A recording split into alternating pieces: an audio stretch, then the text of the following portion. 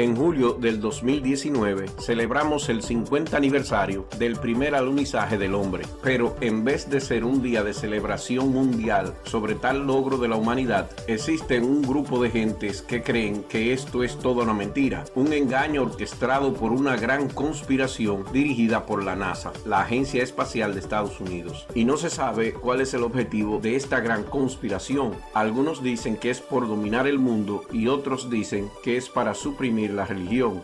Y aunque una conspiración sin objetivos pareciera absurda, la realidad es que existen estas gentes. Y prueba de ello es que si usted busca en Google la frase farsa lunar o engaño de alunizaje o fraude de alunizaje, encontrará más de 1.4 millones de resultados. La cosa empeora si la búsqueda es en inglés. Moon Hoax, que sería traducido fraude de la luna, tiene casi 13 millones de resultados. Y es por tal razón que he decidido hacer este video para tratar de contrarrestar la influencia de esa información perniciosa en el mundo iberoamericano.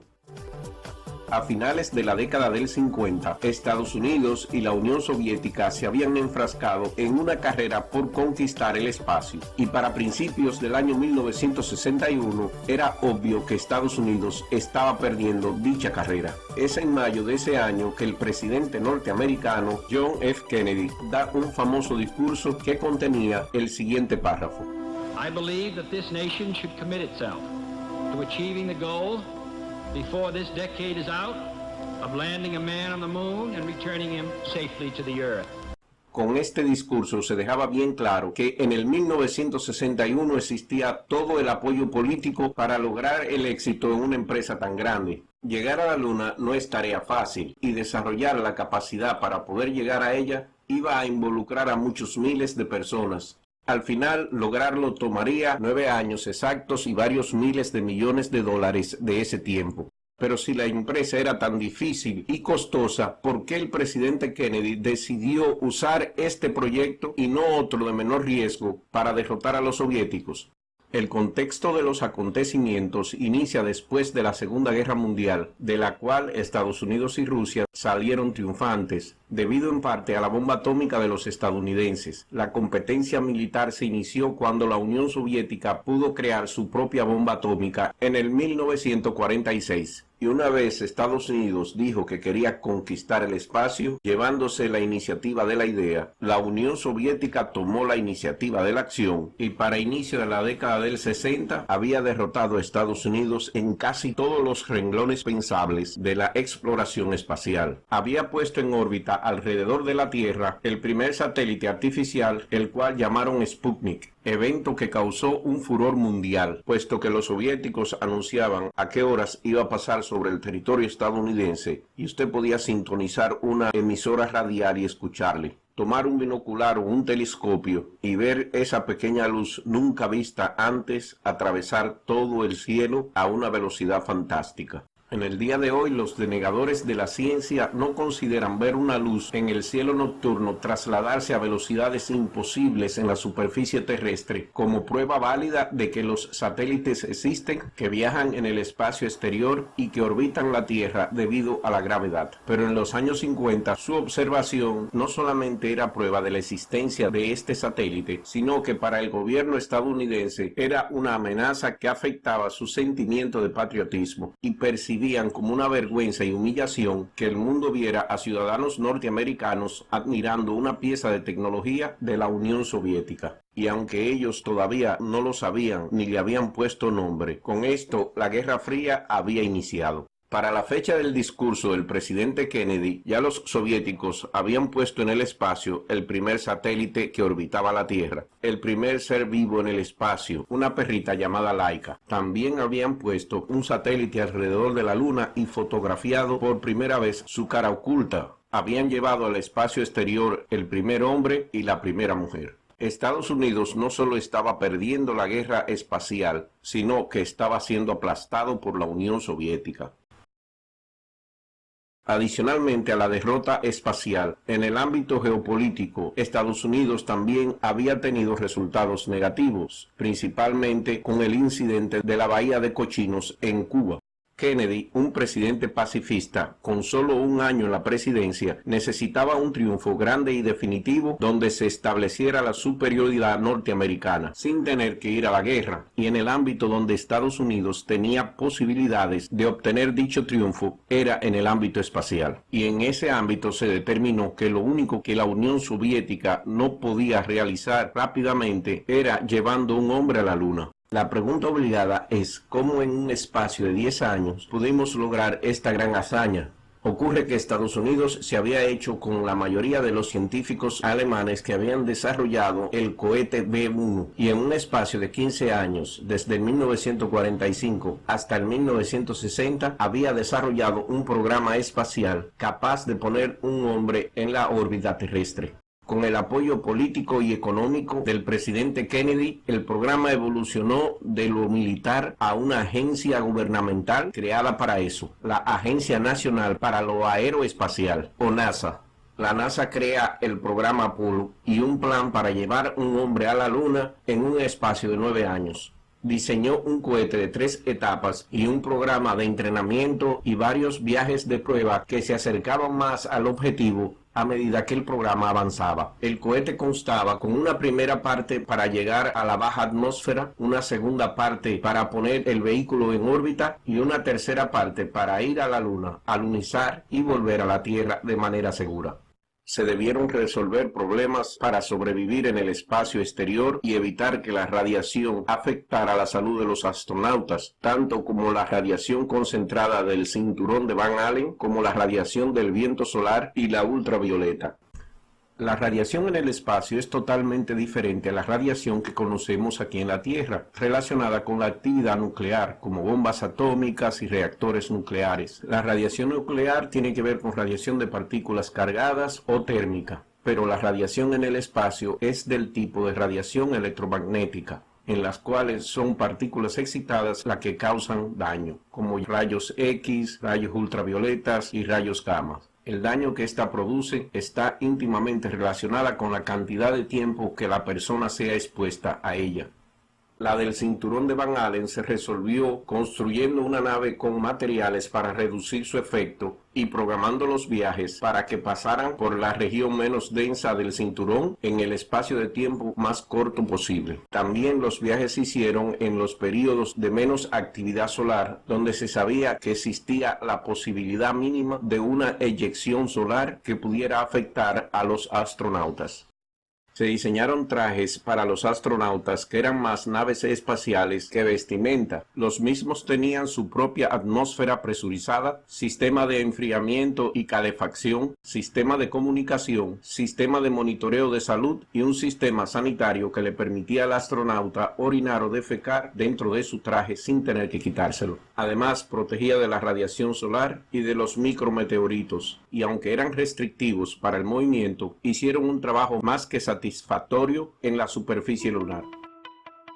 Aunque varias de las misiones tripuladas del programa Apolo llegaron a la Luna, la quinta sería la que intentaría un alunizaje. Así que en julio del 1969 sale la misión Apolo 11 con 3 astronautas a bordo. Tomaron una ruta que evitaba gran parte del cinturón Van Allen y que exponía a los astronautas a solo unos minutos de radiación. Tardaron solo 3 días en llegar a la Luna y ponerse en órbita alrededor de ella, a una altura de 100 kilómetros de distancia de la superficie lunar. Una vez en órbita, los astronautas Armstrong y Aldrin se pasaron al módulo de alunizaje y se separaron del módulo de control. Alunizaron el día 20 de julio del 69 y duraron 2 horas y media en la superficie lunar. Volvieron al módulo lunar, despegaron y más luego se reunieron con el módulo de control en órbita. Desde el tiempo que llegaron, orbitaron la Luna unas 30 veces. Una vez acopladas las 2 naves y transferidos los astronautas, iniciaron su viaje de regreso a la Tierra y tardaron 3 días en llegar. De nuevo, penetraron a la atmósfera terrestre evitando el cinturón de Van Allen y cayeron bajo la protección de paracaídas en el Océano Pacífico el día 24 de julio, unos 8 días después de haber salido de la Tierra con destino a la Luna.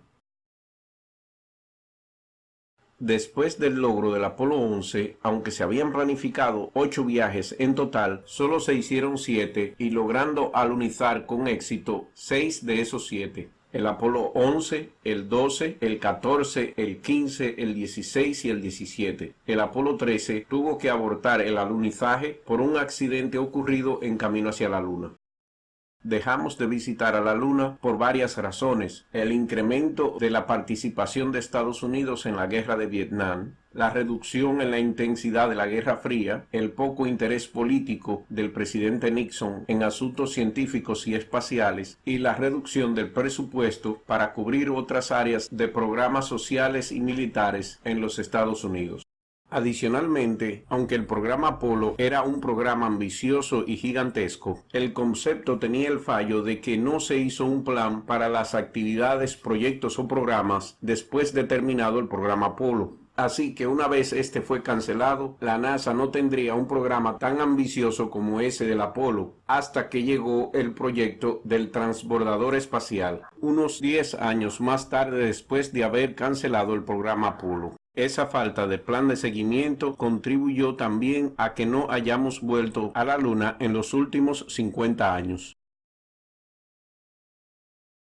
Los negacionistas de este gran logro preguntan constantemente, de manera muy desingenua, el por qué no hemos vuelto a visitar nuestro satélite natural. Las razones son varias, pero la principal sería el beneficio. ¿Qué beneficio trae a la humanidad o un país que se embarque a gastar miles de millones de dólares en un proyecto que no tiene un retorno considerable en lo científico, político o recursos naturales? Porque tenemos modos de estudios científicos más efectivos y menos costosos, como es el LRO o el orbitador de reconocimiento lunar, que hizo estudios cartográficos y gravitacionales de toda la superficie lunar a una fracción insignificante del costo de todo el proyecto Apolo. Fuimos a la Luna porque había un interés geopolítico, estratégico, científico y de orgullo. Era una guerra que teníamos que ganar. Razones que pesarían más que cualquier costo asociado a este proyecto. Hoy no hay nadie a quien derrotar y no hay necesidad de iniciar otra guerra. Y aunque tenemos el conocimiento y capacidad para volver a pisar la Luna de nuevo, las razones que ofrecían un beneficio en el pasado no existen en el día de hoy. Y lamentablemente es muy probable que falte mucho tiempo para que se den de nuevo las condiciones necesarias para que un gobierno o empresa privada se comprometa a gastar tal dinero y esfuerzo en ir de nuevo a la Luna. Las teorías de que existe una conspiración para ocultar que no hubo alunizaje afirman que algunos o todos los elementos del programa Apolo y los alunizajes en nuestro satélite artificial fueron engaños irreales organizados por la NASA, posiblemente con la ayuda de otras organizaciones. La afirmación más notable es que los 6 alunizajes tripulados desde el 1969 hasta el 1972 fueron falsificados y que 12 astronautas del Apolo no caminaron en la Luna, y que la NASA y otros engañaron a sabiendas al público haciéndole creer que los alunizajes ocurrieron fabricando, manipulando o destruyendo pruebas, incluyendo fotos, cintas de telemetría, transmisiones de radio y televisión, muestra de rocas lunares e incluso llegar a matar a algunos de los testigos claves. Esta locura de negar sucesos reales y comprobables la inicia un libro que fue muy influyente sobre el tema de una conspiración para inventarse los alunizajes. El título del libro era Nunca fuimos a la Luna, el desfalco de $30,000 millones a Estados Unidos de América. Fue autopublicado en el año 1976 por un señor llamado Bill Kaysing, un ex oficial de la Marina de los Estados Unidos con una licenciatura en artes en inglés. A pesar de no tener conocimiento de cohetes o escritura técnica, Kaysing fue contratado como escritor técnico senior en el 1956 por la compañía Rocketdyne, empresa privada que construyó los motores F-1 utilizados en el cohete Saturno V que hizo posible los viajes a la Luna. La empresa despidió al señor Kaysing en el 1963, muchos años antes de los viajes a la Luna, y aparentemente él escribió este libro como resultado de su resentimiento contra Rocketdyne y la NASA. No ayudando el caso que mientras este libro se hacía popular, la NASA nunca respondió o defendió sus logros, porque pensaban que la idea era tan estúpida que nadie la creería, logrando por el contrario darle credibilidad a la conspiración, por eso de que el que calla otorga. Años después, cuando esta teoría conspirativa se había hecho famosa, la NASA respondió y defendió los alunizajes, pero ya era muy tarde. La moda de negar logros se había hecho muy común con la ayuda del Internet. Fue Casey, con su conocimiento nulo en ciencia e ingeniería, que presenta por primera vez los argumentos fallidos de que no se ven estrellas en las fotos, que la bandera ondea a pesar de no haber viento, que no había un cráter debajo de la tobera del módulo lunar y de varias anomalías en las fotos tomadas en la Luna. Una característica que tienen todos los argumentos de la teoría conspiracionista del alunizaje es que son copias exactas de los argumentos que el señor Casey utilizó en su libro en el 1976. 45 años sin presentar un argumento nuevo o elaborar una estrategia innovadora para su caso, y todas han sido definitivamente refutadas, pero continúan apareciendo en el Internet y usados por los denegadores de la ciencia, porque es más fácil regurgitar una mentira que inventarse una nueva. Veamos. Sobre la radiación del cinturón de Van Allen, ya en este mismo video hemos explicado por qué no afectó a los astronautas del programa Apolo. La respuesta sencilla fue que lo esquivaron. Los conspiradores del alunizaje se centran en gran medida en las fotos tomadas por la NASA. Señalan rarezas en las fotos y videos captados en la Luna. Los expertos en fotografía, incluidos aquellos que no están relacionados con la NASA, han respondido que las rarezas son consistentes con lo que se debe de esperar en un verdadero aterrizaje en la Luna, y no son consistentes con las imágenes creadas en un estudio o imágenes alteradas y modificadas. A continuación les enumero algunos argumentos principales y contraargumentos. Dicen que no hay estrellas en ninguna de las fotos tomadas desde la Luna. Los astronautas del Apolo 11 también declararon en conferencias de prensa posteriores a la misión que no recordaban haber visto ninguna estrella durante sus caminatas lunares. Los conspiranoicos sostienen que la NASA optó por no poner las estrellas en las fotos porque los astrónomos habrían podido usarla para determinar si las fotos fueron tomadas de la Tierra o de la Luna. Pero en todas esas entrevistas, los conspiranoicos siempre ignoran que los astronautas siempre dijeron que podían ver estrellas utilizando los instrumentos, cuando regularmente revisaban su posicionamiento para alinear la nave a sus plataformas de navegación. Al igual que el día en la Tierra, en el día lunar es imposible ver estrellas debido al resplandor y reflejo del Sol en la superficie lunar. Todas las misiones Apolo tuvieron lugar temprano en la mañana, antes del mediodía lunar, cuando las temperaturas aumentan demasiado. El día lunar dura exactamente lo mismo que la noche lunar, un poco menos de 15 días. Por lo tanto, el ambiente lunar estaba tan iluminado como una media mañana terrestre. Pero dado que la Luna no tiene atmósfera, el fondo de su cielo es negro, sin estrellas a simple vista durante el día lunar. Y aunque las viera, las fotografías saldrían igual que salen en la Tierra cuando se toman fotos nocturnas. Se ven las gentes y la escena donde toca la luz, pero el cielo aparenta totalmente negro, aunque a simple vista se vean estrellas. Entendido entonces que los alunizajes fueron en la mañana lunar y que las cámaras utilizadas por los astronautas tenían la velocidad del obturador o disparo fotográfico rápida para dar prioridad de captura a los objetos iluminados por el sol o el reflejo resplandor de la superficie lunar, y que a pesar de todas estas limitaciones por defecto, en algunas fotografías, si se altera el contraste, podremos ver las estrellas que tanto los conspiranoicos niegan existen, como en esta donde podemos ver a Venus al lado del módulo lunar de Apolo 14, o esta donde se ven estrellas encima del horizonte lunar y alrededor del planeta Tierra.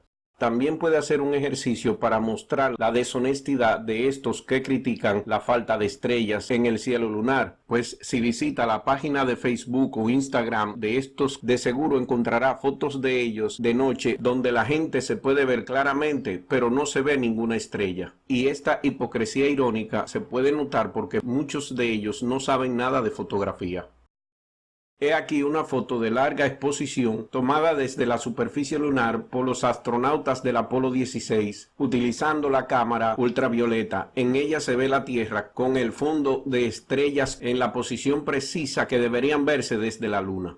Y para terminar con el asunto de argumentos y objeciones a las fotografías tomadas en la Luna, vamos a mostrar cómo también existen de estos conspiranoicos que alteran o modifican de manera deshonesta las fotos oficiales de la NASA para crear engaños y hacerlas que se ajusten a su narrativa. Por ejemplo, esta de Buzz Aldrin en la Luna. Ellos la modificaron para aumentarle el contraste y le agregaron una sombra en el casco, todo con el fin de crear la ilusión de que el astronauta Aldrin estaba siendo iluminado con un faro de esos que se utilizan en escenas de películas de Hollywood. Y es así que muchos de los que creen esta mentira han llegado a esa conclusión en base a evidencia fraudulenta o engañosa. En cuestión de fotografía, o usted enfoca las estrellas de manera apropiada o enfoca el objeto de mucha luminosidad. No se pueden tener los dos en la misma foto.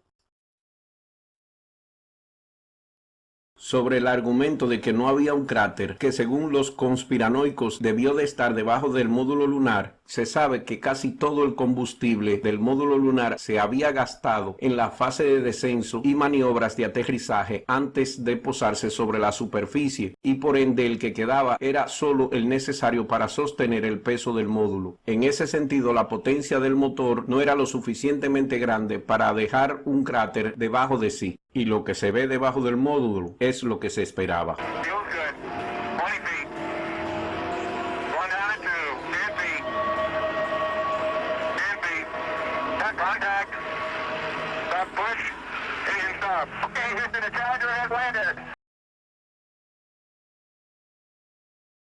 En algunas fotos las marcas de mira en cruz parecen estar detrás de los objetos. Todas las cámaras del proyecto Apolo estaban equipadas con una marca Rousseau, una marca en el vidrio transparente con una película grabada, lo que imposibilita que cualquier objeto fotografiado aparezca delante de la cuadrícula. Los conspiradores a menudo utilizan esta evidencia para sugerir que los objetos estaban pegados sobre las fotografías y por lo tanto oscurecen la retícula. Este efecto solo aparece en copias o escaneos de fotos, no en las originales. Es causada por la sobreexposición. Las áreas blancas brillantes de la emulsión sangran sobre las cruces de miras negras y delgadas. La cruz de mira es de solo 0.1 milímetros de espesor y la emulsión solo tendría que sangrar la mitad de esa cantidad para oscurecer completamente la cruz. Además, hay muchas fotos donde el centro de la cruz es lavado hacia afuera, pero el resto de la cruz está intacto. En algunas fotos de la bandera estadounidense, partes de una cruz de mira aparecen en las rayas rojas, pero partes de la misma cruz se desvanecen o son invisibles en las rayas blancas. No habría habido ninguna razón para pegar rayas blancas en la bandera. El otro argumento es que las cruces de mira a veces están giradas o en lugar equivocado. La respuesta a esta pregunta es bien sencilla. Este es el resultado de fotos populares que se recortan y o rotan para producir impacto estético.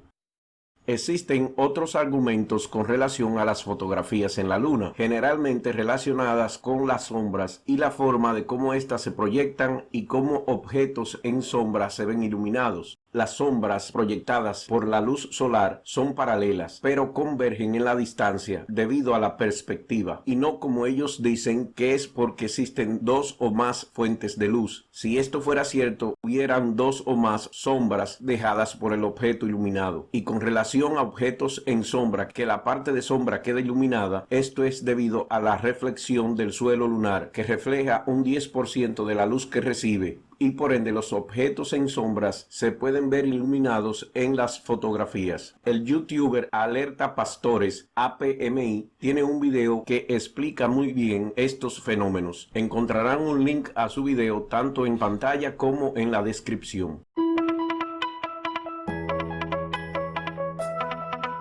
La otra contención es decir que en las fotos y videos tomadas en la Luna se ven a las banderas ondeando, algo imposible porque en la Luna no hay atmósfera ni viento. Estas llegaban a la Luna como parte de un paquete bien doblado y organizado en una de las patas del módulo lunar, y dado que las banderas no estaban pendiendo de un asta como se hace en la Tierra, sino de un andamio en forma L para mantener las banderas en forma horizontal, el andamio no siempre funcionó como debía, y debido a la tormenta torpeza de manejo que ofrecían los guantes del traje espacial, la manipulación de todo este artefacto producía que las banderas se movieran de forma extraña, a medida que los astronautas movían el andamio para clavar la bandera en el suelo lunar, y que se quedaran fijas con pliegues y arrugas una vez clavadas. Adicionalmente tenemos fotos tomadas consecutivamente donde se nota claramente que no había movimiento en las banderas, sino que éstas estaban arrugadas e inmóviles.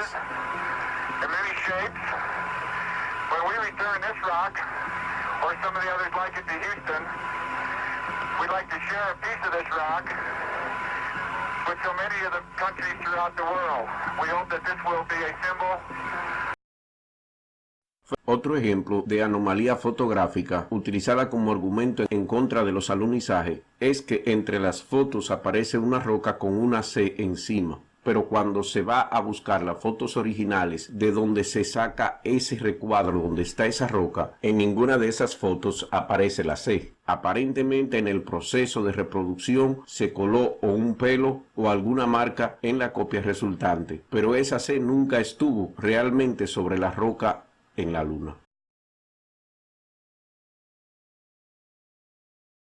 En los años 70, 80 y 90, en Estados Unidos se pensaba que la organización malvada, calculadora y conspirativa era la Agencia Central de Inteligencia o CIA, pero en el día de hoy esto ha cambiado. Ahora es la NASA.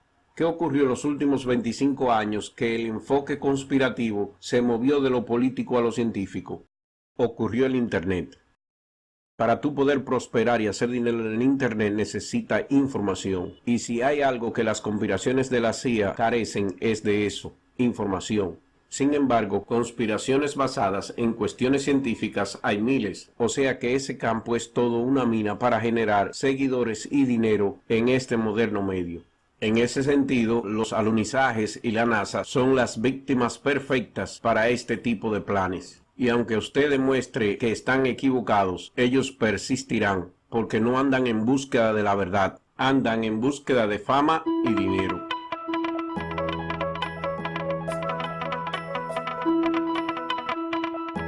Como hemos demostrado, creo que no hay duda de que podemos refutar cada una de las alegaciones falaces en contra del alunizaje y también destruir cada una de las supuestas evidencias que los conspiracionistas creen existen. Es así que este intento de denegar el avance científico y el beneficio que la humanidad recibió no tiene base en la razón, y el que regurgita esta mentira se engaña a sí mismo y engaña a otros.